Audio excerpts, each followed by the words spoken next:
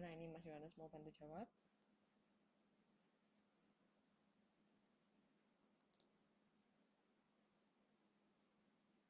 Oke, ya. Ya kurang lebih jawabannya Mas Yohanes sama ya. Jadi jawabannya bisa iya, bisa tidak. Tergantung apakah informasi itu digunakan. Misalnya gini, misalnya saya mendapatkan, misalnya tadi contoh ya, balik ke contoh Pak Direktur. Pak Direktur kan mendapatkan informasi mengenai data penjualan. Nah, informasi data penjualan itu bisa jadi kan output pengerjaan dari si manajer keuangan. Tapi bisa jadi juga dia adalah input. Input untuk apa? Input untuk kalau misalnya Pak Direkturnya mau memproses lagi, misalnya mau mengajukan ke pemilik saham, misalnya. Untuk mengajukan rapat, maka dia memproses lagi data penjualan itu menjadi sebuah prediksi penjualan tahun ke depannya. Nah, berarti kan outputnya lain lagi, informasi yang lain lagi. Ya. Jadi tergantung bagaimana kita memposisikannya. Pada dasarnya informasi itu adalah data. Ya. Bisa jadi malah sesuatu yang kita sebut output itu bisa jadi kalau dia tidak berguna, dia tidak bisa memenuhi unsur sebagai informasi. Ya. Output itu kan bisa jadi data. Ya. Tapi data, kalau misalnya data itu, tadi ingat ya ada dua keyword informasi, yaitu data dan yang berguna.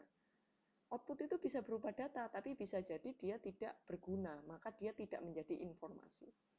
Tapi bisa jadi juga dia informasi. Jadi tergantung pada bagian apakah kita mendefinisikannya. Ya, sudah paham atau masih kurang jelas, Mbak Dwi Susanti? Tergantung kita memposisikannya ya. Jadi yang jelas teman-teman, informasi itu tadi ingat-ingat ada dua unsur. Dia adalah data dan dia ada data yang berguna. Ya. Kalau dia tidak berguna, maka dia bukan informasi. Ya. Sedangkan output, dia bisa jadi data, tapi dia bisa jadi tidak berguna. Atau bisa jadi juga dia berguna. Kalau dia output yang berguna, maka dia adalah informasi. Ya. Oke. Nah, sekarang kita akan membahas era, apa istilahnya, periode-periode sistem informasi manajemen ya. Nah, ini dari era yang paling baheula istilahnya, era yang paling dulu kala gitu ya. Di era akuntansi dan operasional itu pertama kalinya sistem informasi manajemen ini dibutuhkan. Ya, karena orang akuntansi ya, kalau teman-teman belajar akuntansi, teman-teman belajar laporan. Ya, laporan misalnya laporan laba rugi gitu ya. Kalau masih ingat ya. Moga-moga masih ingat. Masih ingat nggak? Laporan laba rugi. Ya. Laporan laba rugi dapatnya untuk apa? Berkepentingan buat siapa? Ya. Digunakan oleh siapa? Yang pertama, oh masih, alhamdulillah. Nah, pertama mereka yang terlibat di transaksinya. Ya. Digunakan oleh mereka yang terlibat di transaksi. Kalau misalnya dia mendapatkan laporan pencatatan piutang, ya berarti orang yang meminjamkan piutang maupun orang yang berhutang itu dua-duanya membutuhkan informasi tersebut. Ya. Kemudian yang kedua adalah manajernya. Untuk apa? Untuk melakukan pengendalian operasi. Misalnya, mandor mengontrol karyawan masuk atau enggak. Supervisor penjualan mengontrol penjualan harian. Ya. Nah, stakeholder untuk apa? Misalnya adalah di sini contohnya pemerintah yang meminta laporan keuangan perusahaan. Misalnya itu perusahaan yang go public. Ya, jadi dia juga membutuhkan laporan itu. Makanya dia perusahaan harus melakukan sistem pengolahan transaksi ya. Jadi teman-teman melakukan transaksi, teman-teman harus mencatat. Ya. Teman-teman harus mencatat di bookkeeping istilahnya, makanya teman-teman melakukan belajar akuntansi. Nah, setelah dari transaksi teman-teman menghasilkan laporan, akhirnya teman-teman memberikan laporan itu menjadi sebuah informasi untuk tiga pihak ini ya. Baik itu pihak yang bertransaksi, baik itu untuk stakeholder maupun untuk manajer internal perusahaan ya. Jadi sistemnya itu berguna untuk menciptakan sebuah informasi. Oke, itu era pertama kali kenapa sistem informasi manajemen itu ada. Nah, kemudian beralih ke era informasi ya. Sistem informasi manajemen ternyata dia tidak hanya untuk kepentingan keuangan, ternyata dia juga ada kepentingan untuk misalnya untuk SDM, ya, untuk perekrutan karyawan, ini karyawannya rajin, masuk terus, nanti bisa dikasih bonus, insentif ya, naik jabatan misalnya. Nah, ini era informasi, jadi dia tidak hanya dibutuhkan untuk kegiatan yang sifatnya transaksional di bisnis, tapi untuk pengembangan organisasi secara keseluruhan. Nah, kemudian yang ketiga ada namanya era jejaring dan jejaring global. Nah, jadi ini kalau bisa kita bilang nih era masa kini nih ya, era tentang internet, era berbagi. Ya. Kalau zaman dulu itu era akuntansi itu cuma untuk kepentingan perusahaan dan orang-orang yang berkepentingan. Kalau era informasi itu dia informasinya digunakan tidak hanya untuk kepentingan bisnis. Kalau era jejaring ini untuk apa? Karena semakin perusahaan itu tidak hanya berhubungan sendiri, tapi dia juga bisa berhubungan dengan industri yang lain, berhubungan dengan misalnya ekspor impor ke negara yang lain, ya, berhubungan dengan pemerintah untuk cari pinjaman, bayar pajak dan lain sebagainya ya. Nah, sekarang setelah kita membahas era, kita bahas organisasinya, ya. Nah, kalau di era akuntansi itu dulu namanya masih pengolahan data elektronik atau PDE, ya. Nah, dia baru berubah menjadi sistem informasi pada era informasi. Nah, ini mulai berubah. Nah, kemudian di era jejaring, nah ini mulai internet mulai booming ya. Maka ketika semua orang sudah memanfaatkan teknologi web, teknologi mobile, maka dia menjadi Departemen Teknologi Informasi. Nah, sekarang di era jejaring global, dia menjadi Departemen Sistem Teknologi Informasi ya. Dia tidak hanya masalah teknologinya, tapi dia juga membahas tentang sistemnya, itu menjadi sebuah sistem ya. Karena apa kita sebut sistem? Karena ada banyak komponen yang saling berkaitan dan berinteraksi. Tidak hanya perusahaan saja, tidak hanya untuk pemerintah saja, tapi mereka semua saling terkoneksi, saling terhubung, saling mempengaruhi. Ya. Nah, kemudian perubahan peran manajernya. Kalau zaman dulu ya, manajer itu harus punya technical skill yang bagus. Misalnya apa? Misalnya harus paham coding, gitu ya. Jadi harus pinter bookkeeping, pinter akuntansi, pinter programming gitu ya. Sehingga dia orientasinya adalah pada teknologi. Semakin dia bisa menggunakan software yang canggih, software yang efisien ya. Jadi penekanannya efisiensi ya. Semakin dia bisa menghasilkan informasi yang cepat gitu ya untuk kepentingan perusahaan, jadi perusahaannya bisa ngambil keputusan yang cepat, semakin di manajer itu semakin dibutuhkan. Tetapi sekarang sebagian besar pengetahuannya adalah pengetahuan bisnis. Jadi contohnya apa? Karena kita sekarang ada di era informasi ya teman-teman. Informasi, ingat-ingat keywordnya adalah data yang berguna.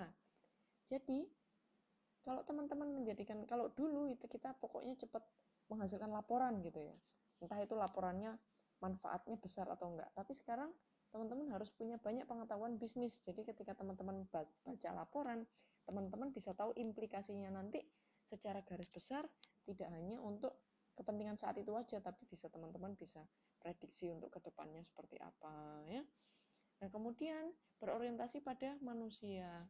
Maksudnya apa? Kalau dulu istilahnya semua adalah yang penting manusia semakin dia canggih, semakin dia keren.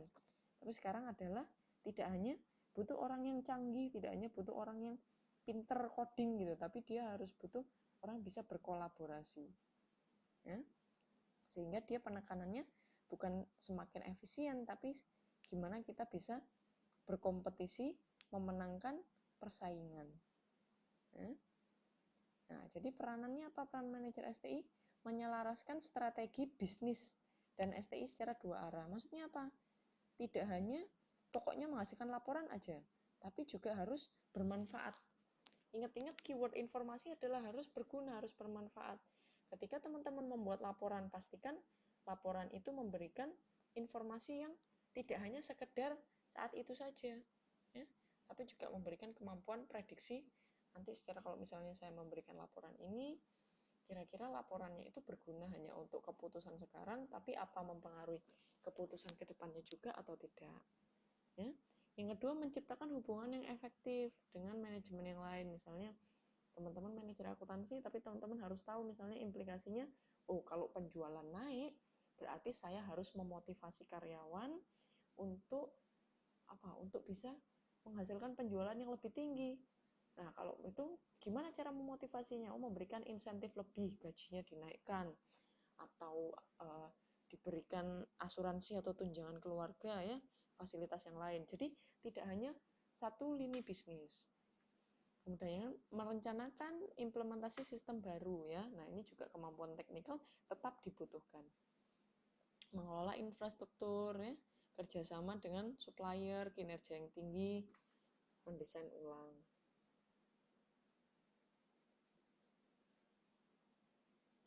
Nah, sekarang kita masuk ke komponen sistem informasi.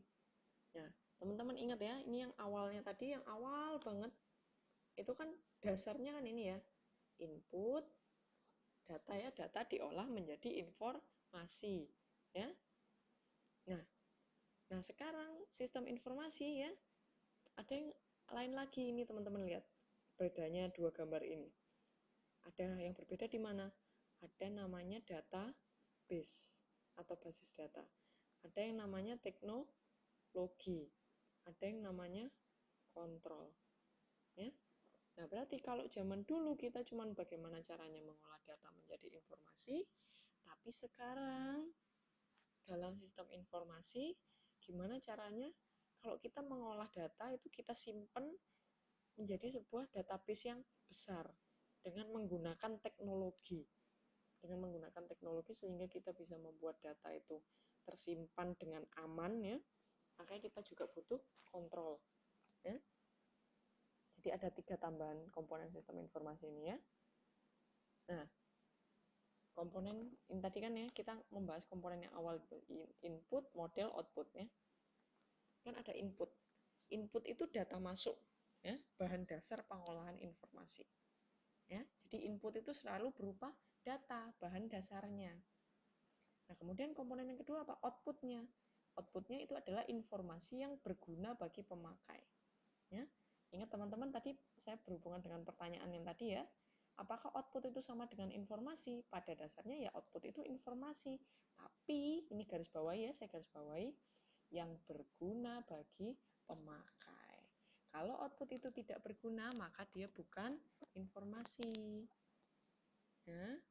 Nah, kemudian komponen yang ketiga, komponen basis data. Ketika tadi ya, basis data.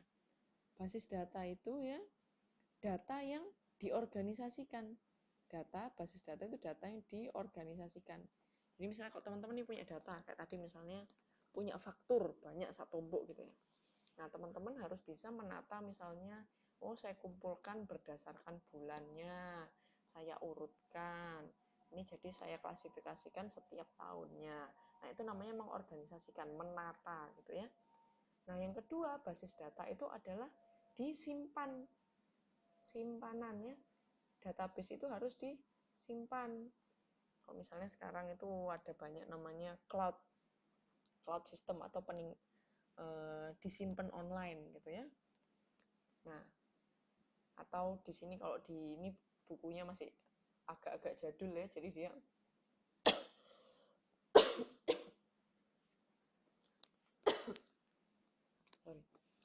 jadi dia masih menyimpannya pakai hard disk ya. Nah, kemudian yang ketiga, basis data itu dia menggunakan perangkat lunak atau software ya. Jadi ada setelah teman-teman punya data yang sudah diorganisir, teman-teman save di hard disk atau di cloud, kemudian teman-teman olah dengan software tertentu ya. Bisa pakai yang free atau bisa bikin sendiri. Kalau bikin sendiri berarti coding sendiri, memprogram sendiri ya. Itu namanya basis data. Nah, sekarang komponen model. Model itu berarti kita memodelkan atau istilahnya kita memprogram gitu ya. Nah, ini if else and if ini bahasa pemrogramannya. Jadi model itu apa? Model itu logikanya.